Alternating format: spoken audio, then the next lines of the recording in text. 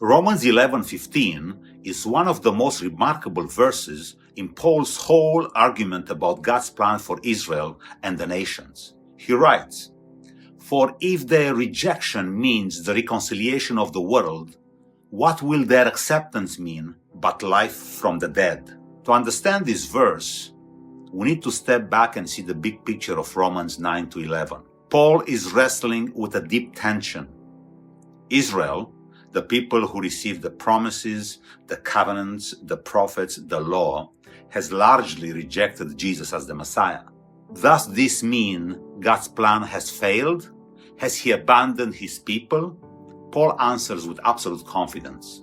By no means. Instead, he reveals a surprising truth. Israel's temporary unbelief actually became the doorway for God to pour out grace on the whole world. Their rejection opened the floodgates for the gospel to go to the Gentiles, non-Jewish nations. The reconciliation we have in Christ, every nation being invited into God's family, happened within this mysterious plan of God.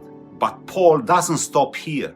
He asks, if their rejection brought such blessings to the world, what will their acceptance bring?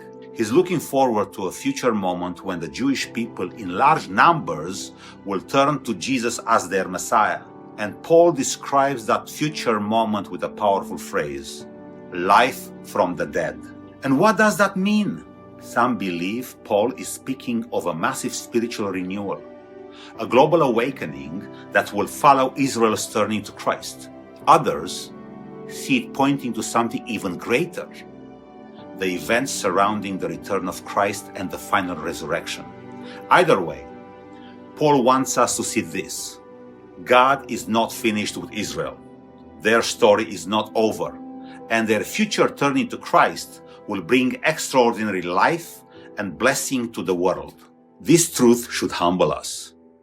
Gentile or non-Jewish believers are not to boast over Israel or assume God has replaced them. Instead, we stand in awe of God's faithfulness, His mercy, and His long-term plan. The same God who kept His promises to Abraham is faithfully working through history today. Romans 11:15 reminds us that God's purposes are bigger than what we see right now. He weaves human rejection into divine reconciliation, and He promises that what He began long ago with Israel will one day burst into full life for them, for the church, and for the whole world.